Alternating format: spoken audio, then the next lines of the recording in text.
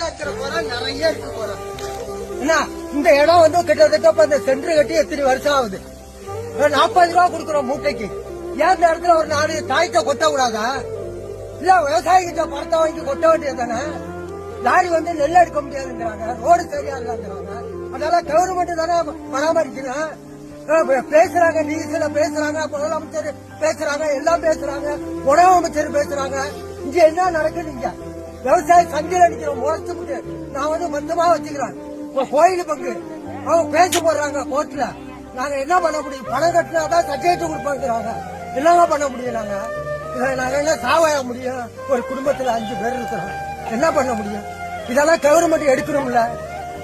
இல்ல இருக்கிறாங்க 10 பேர் இங்க கொட்டுறோம், 10 பேருக்கு போடுறோம். டோக்கன் போடலாம்ல, ஏன் போட மாட்டாங்க?